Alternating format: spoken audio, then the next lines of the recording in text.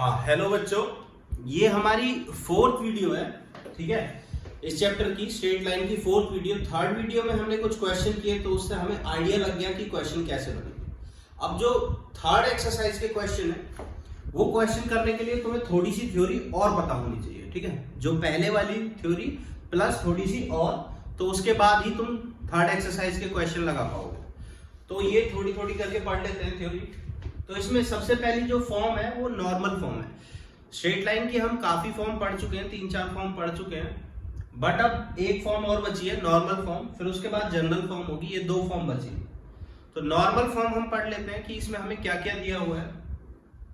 तो सबसे पहले मैं बताना चाहूंगा नॉर्मल वर्ड्स का मतलब क्या है। अब से आगे जहां पर भी नॉर्मल यूज होगा वहां का मतलब है परपेंडिकुलर। ठीक है, ऐसी लाइन जो कि परपेंडिकुलर हो। तो नॉर्मल फॉर्म में बच्चों हमें किसी स्ट्रेट लाइन का परपेंडिकुलर डिस्टेंस गिवन होता है। ठीक है, मैं यहां पर लिख देता हूं क्या क्या गिवन होता है। गिवन होगा हमें परपेंडिकुलर डिस्टेंस। परपेंडिकुलर डिस्टेंस कहां से?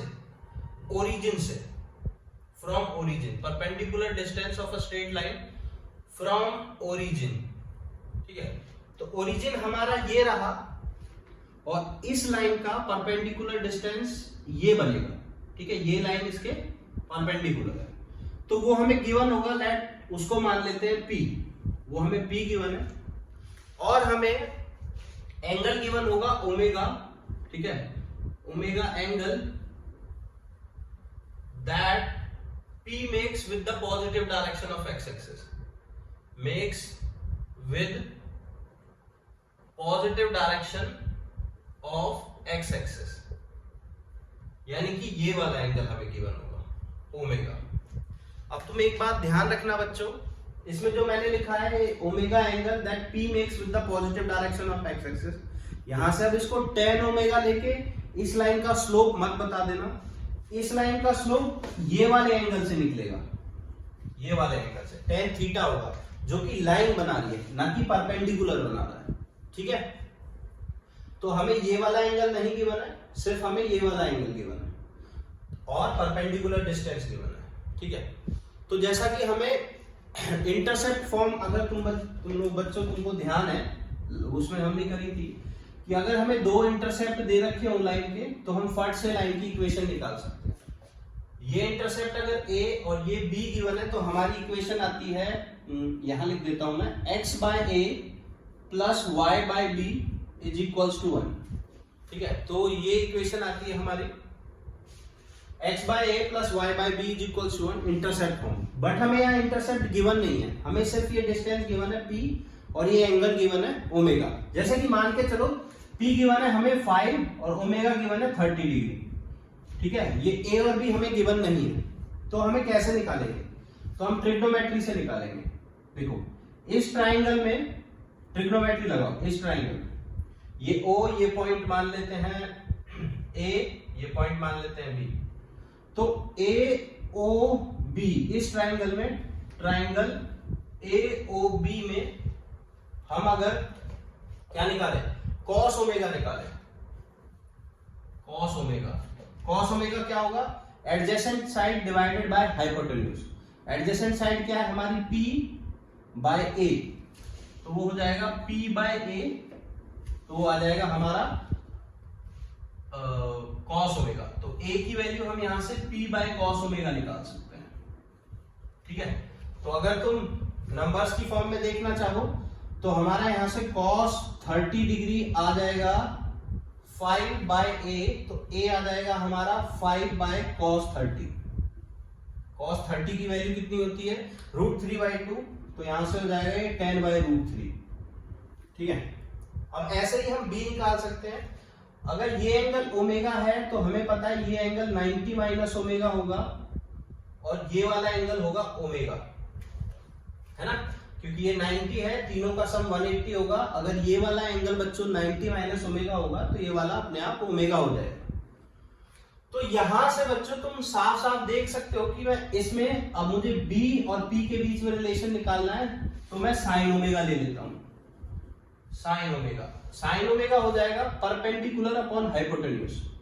परपेंडिकुलर इसका P है, हाइपोटेन्यूज हो जाएगा B, तो P/B के इक्वल आ जाएगा। तो यहां से b आ जाएगा मेरा p अपॉन साइन ओमेगा। ठीक है, तो मेरे पास x इंटरसेप्ट भी आ गया, y इंटरसेप्ट भी आ गया। तो अब इसमें यहां पर न्यूमेरिकल वैल्यू निकाल लेते हैं उसकी। साइन 30 इज इक्वल्स टू आ जाएगा हमारा p 5 अपॉन b। तो b आ जाएगा हमारा 5 बाई साइन 30 जिसकी वैल्यू 2 होती है, तो आ जाएगा 10। तो ये आ रहा है हमारा 10 और ये आएगा हमारा 10 बाई रूट 3। तो अगर हमें इक्वेशन निकालनी है तो हमें डाल देंगे x by a that is 10 by root 3 plus y by 10 is equals to 1। ऐसे आ जाएगी इक्वेशन। ठीक है, बट हमें ये सब निकालने की जरूरत नहीं थी अगर हमें डायरेक्ट इक्वेशन पता हो तो। डायरेक्ट इक्वेशन हम यहां से निकाल लेंगे जो कि होगी x बाय a की वैल्यू ये डालेंगे p by cos omega plus y by p by sine omega is equals to 1। p को कॉमन लेके उधर चले जाएंगे तो हमारी इक्वेशन आ जाएगी x cos omega plus y sine omega is equals to p। तो ये होती है हमारी नॉर्मल फॉर्म। हमें ये सब डेरिवेशन करने की कोई जरूरत नहीं है। अगर हमें ये टोटल फॉर्म पता हो तो हम p की वैल्यू 5 यहाँ रख देंगे, ओमेगा की वैल्यू 30 यहाँ रख देंगे, सॉल्व करेंगे, ये इक्वेशन और ये इक्वेशन एकदम बराबर आएगी। ठीक है, तो तुम्हें ये सब सॉल्व करने की जरूरत नहीं है, बस देखने की जरूरत है कि डेराइव कैसे हुई है। बाकी तुम नॉर्मल फॉर्म सीधी है याद रखो, that it is x cos omega plus y sin omega is equals to p। Omega होगा हमारा जो परपेंडिकुलर बना रहा है x एक्सिस के साथ एंगल। ठीक है, अब यहां से हम आगे इसकी जनरल फॉर्म देखते हैं। ये सब मैं रब कर देता हूं।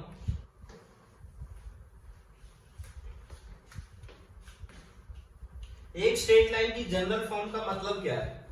जनरल फॉर्म ऐसा नहीं है कि हमें कुछ गिवन होगा तो हमें जनरल फॉर्म निकालनी नहीं है। एक्चुअली जनरल फॉर्म जो अब तक हम पढ़ते आए हैं वही होती है। जनरल फॉर्म वो होती है बच्चों, जैसे कि तुम्हारी अब तक 10th क्लास में सारी इक्वेशन इस तरीके से लिखी होती थी, 2x plus 3y plus 4 is equals to 0, है ना। तो हमारी जो जनरल फॉर्म होती है उसमें एक x होता है जिसका कोफिशिएंट होता है, प्लस y का कोफिशिएंट होता है, प्लस एक कांस्टेंट होता है इज इक्वल्स टू 0। तो हम यहां से कंपेयर कर सकते हैं, a हो जाएगा 2, b 3, c 4। तो ये जनरल फॉर्म बस ये है कि कंपेयर करने के लिए। अच्छा, इस जनरल फॉर्म का फायदा कैसे है? जैसे कि तुम्हें स्लोप निकालना है, तुम्हें ये इक्वेशन दे रखी होगी, ये इक्वेशन है भाई, अब स्लोप बताओ हमें। ठीक है, इक्वेशन देख के बस। तो इक्वेशन देख के हम स्लोप डायरेक्ट नहीं बता सकते, हम इसको कंपेयर करेंगे। हमारे पास इक्वेशन है y is equals to mx plus c। ठीक है, y is equals to mx plus c जो हमारी इक्वेशन है वो याद करो बच्चों, पिछली से पिछली वीडियो में हमने पढ़ा था। m जो है वो क्या होता है? स्लोप होता है। ठीक है, ये पॉइंट स्लोप फॉर्म है, नहीं ये स्लोप इंटरसेप्ट फॉर्म है। तो इसमें जब y का कोफिशिएंट कुछ नहीं होगा तो x का कोफिशिएंट क्या बताएगा हमें? सॉरी, y का कोफिशिएंट 1 होगा तो x का कोफिशिएंट हमें स्लोप देगा। तो यहाँ पर y का कोफिशिएंट 1 कर देते हैं, सबको राइट साइड लेके जाते हैं, पहले इसमें लेके जाते हैं। तो हमारे पास आ जाएगा y is equals to minus a upon B X minus C upon B. पहले मैं सबको उधर ले गया और b से डिवाइड कर दिया। तो यहां से मैं कह सकता हूं कि जो मेरा स्लोप होगा वो ये होगा, x का कोफिशिएंट यानी कि माइनस a अपॉन बी। तो अगर तुम्हें कोई जनरल फॉर्म दे रखी है तो वहां से तुम डायरेक्ट बता सकते हो कि उस लाइन का स्लोप जो होगा वो होगा minus a upon B, compare करके। ठीक है, ये कंपेयर करके तुम डायरेक्ट बता सकते हो ऐसे। अब इस लाइन का स्लोप क्या होगा? तो माइनस a क्या है 2, b क्या है 3, तो माइनस 2/3 इस लाइन का स्लोप होगा। 1 सेकंड में निकल आया। अगर तुम्हें ये याद है कि slope minus a upon B होता है तो तुम्हें कुछ करने की जरूरत नहीं है, सीधा माइनस 2/3 ऐसे आ जाएगा। ठीक है, अब तुमसे पूछे कि इस लाइन के इंटरसेप्ट बताओ, तो इंटरसेप्ट वो होते हैं जब x 0 हो तो y की लेंथ और y 0 हो तो x की लेंथ, है ना। x एक्सिस और y एक्सिस को कहाँ काट रहे हैं, तो तुम इंटरसेप्ट ऐसे भी निकाल सकते हो कि x को 0 रखोगे तो y की वैल्यू क्या आएगी, बट यहां से कंपेयर करके भी निकाल सकते हो, वो बहुत लंबा होगा। तो इंटरसेप्ट बेटर है कि तुम एक को 0 रख लो और दूसरी वैल्यू निकालो। ठीक है, तो तुम इसको किसी से भी कंपेयर करके कुछ भी निकाल सकते हो। अच्छा, यहीं पर आता है अब हमारा डिस्टेंस फॉर्मूला। अब डिस्टेंस फॉर्मूला और सारे फॉर्मूलाज में हम ये जनरल इक्वेशन यूज करेंगे, क्योंकि किसी भी इक्वेशन को हम जनरल फॉर्म में लिख सकते हैं। ठीक है, जैसे यही इक्वेशन है तो इसको लेफ्ट साइड ले आएंगे और ये जनरल फॉर्म में चेंज हो जाएगी। तो नेक्स्ट है हमारा डिस्टेंस फॉर्मूला। एक्चुअली ये पॉइंट का डिस्टेंस है स्ट्रेट लाइन से, उसका फॉर्मूला। मान के चलो बच्चों, तुम्हें एक स्ट्रेट लाइन दे रखी है ये, तो स्ट्रेट लाइन का जनरल फॉर्म में लिख लेते हैं स्ट्रेट लाइन को, ax plus B Y plus C is equals to 0। और हमें बोला है कि इस स्ट्रेट लाइन का डिस्टेंस निकालना है हमें एक फिक्स पॉइंट से, that point is x1 y1। ठीक है, ये एक फिक्स पॉइंट दे रखा है और ये परपेंडिकुलर डिस्टेंस निकालना है d हमें। तो इसका हमारे पास डायरेक्ट फॉर्मूला है, कैसे निकालेंगे हम, d is equals to mod में, क्योंकि वो डिस्टेंस जो आएगा वो पॉजिटिव आना चाहिए, ax1 plus by1 plus c divided by root a square plus b square. ये हमारा फॉर्मूला है। फॉर्मूला तुम्हें याद होना चाहिए, तभी तुम फटाक से यूज कर पाओगे। अब देख लेते हैं कि फॉर्मूला यूज कैसे करेंगे। मान के चलो एक क्वेश्चन दे रखा है तुम्हें, उसमें ये आइडेंटिटी इक्वेशन दे रखी है 2x plus 3y plus 4 is equals to 0 और एक पॉइंट है 1,5। इससे इस लाइन का परपेंडिकुलर डिस्टेंस निकालना है। ठीक है, तो वो डिस्टेंस होगा d is equals to mod लगाएंगे। अब ये जो लाइन रखी हुई है ना, यहाँ पर x1 और y1 क्या रिप्रेजेंट कर रहे हैं, ये वाले पॉइंट्स। तो यहाँ x और y की जगह ये पॉइंट डाल देंगे, तो 2x1 की जगह यहाँ x की जगह डालेंगे 1, 2 इंटू 1 प्लस 3, y की जगह डालेंगे 5 plus 4 divided by root a square plus b square. a और b क्या है, हमारे coefficient of x and y। x का कोफिशिएंट 2 बच्चों, y का कोफिशिएंट 3, तो 2 का स्क्वायर प्लस 3 का स्क्वायर। इसको सॉल्व कर देंगे और आंसर आ जाएगा। तो डिस्टेंस आएगा हमारा 2 plus 15 plus 4 21 divided by root 13। तो इतने डिस्टेंस पे है ये पॉइंट इस लाइन से। तो इस पॉइंट का इस लाइन से डिस्टेंस हो गया ये। अगर तुम्हें ये फॉर्मूला डेराइव करना है तो तुम एक स्ट्रेट लाइन इमेजिन कर सकते हो यहां से। ठीक है, उसकी इक्वेशन निकाल सकते हो, क्योंकि इसका स्लोप हमें पता चल जाएगा। इसका स्लोप क्या होगा, m1 into m2 is equals to -1 से, क्योंकि ये दोनों लाइन परपेंडिकुलर होंगी। तो इसका स्लोप पता चल जाएगा, ये पॉइंट फाइंड आउट करेंगे और हमें डिस्टेंस मिल जाएगा बड़े आराम से। बट वो करने की जरूरत नहीं है, ठीक है, वो आउट ऑफ द कोर्स हो जाएगा। बट तुम ये फॉर्मूला डेराइव कर सकते हो, वो काफी लंबा हो जाएगा एक्चुअली। ठीक, अब हम निकालते हैं distance between two parallel lines. दो पैरेलल लाइंस के बीच का डिस्टेंस कैसे निकालेंगे। अगर लाइन पैरेलल नहीं हुई, ठीक है, अगर लाइन इंटरसेक्टिंग है तो उनके बीच डिस्टेंस का कोई मतलब नहीं होता है। ठीक है, क्योंकि वो लाइन आपस में इंटरसेक्ट कर रही होती है, तो वहां डिस्टेंस का कोई मतलब नहीं है।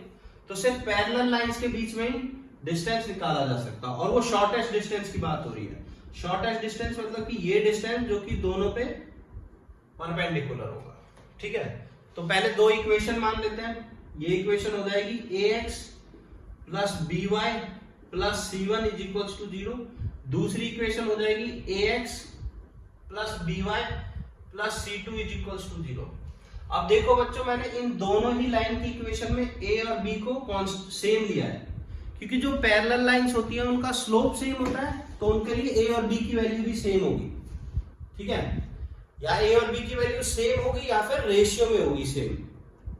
ठीक है, वो रेशियो क्या होता है वो मैं अभी बता दूंगा। बस उनके पीछे के कांस्टेंट की वैल्यू डिफरेंट होगी, ये c1 और c2। तो यहीं से हम निकालेंगे कि इन दोनों के बीच का ये d डिस्टेंस क्या होगा।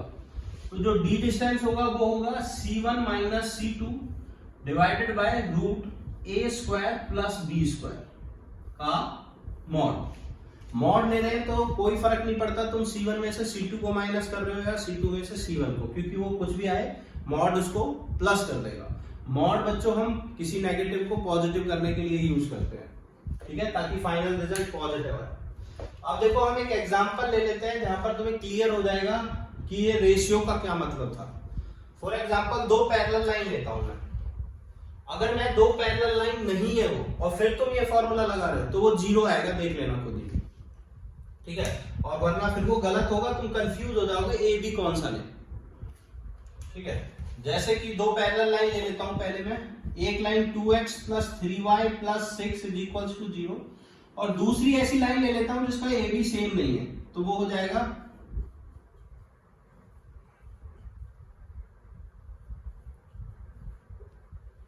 ये हो गया।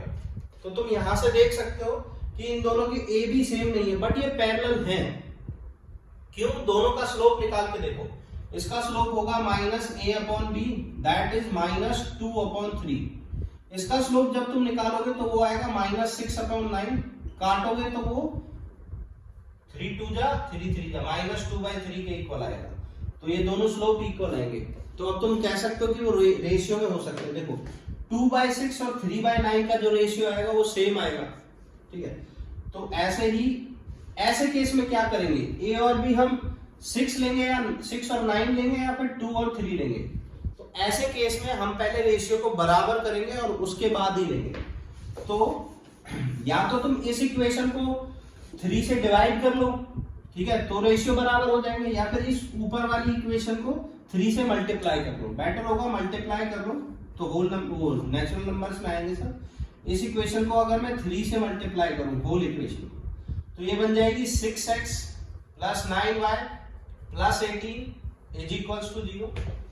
अब देखो, अब बस इनके कांस्टेंट डिफर कर रहे हैं तो ये इधर लगा देते हैं, c1 - c2 18 - 10 divided by root 6 का स्क्वायर और 9 का स्क्वायर, 6 6 36 + 81, तो ये डिस्टेंस आ गया जो भी आएगा 10 डिवाइडेड बाय 7 11 का रूट। तो बच्चों यहां से हमारी थ्योरी खत्म हो गई। इससे तुम किसी भी दो पैरेलल लाइंस के बीच का डिस्टेंस निकाल सकते हो और ज्यादा से ज्यादा वो क्या कॉम्प्लिकेट कर सकता है कि इसके रेशियो डिफरेंट करके दे सकता है। तो तुम कुछ मत करना, उसको जो वो कॉमन आ रहा है वो रेशियो में है उससे मल्टीप्लाई करना, रेशियो बराबर करना, कांस्टेंट माइनस करना और यहाँ पर आंसर आ जाएगा तुम्हारा। यहाँ पर हमारी थ्योरी खत्म हो जाती है। अब नेक्स्ट में हम 2-3 क्वेश्चन और करेंगे ताकि तुम्हें और चीजें क्लियर हो जाएं कि यही चीज कैसे यूज करनी है, ठीक है।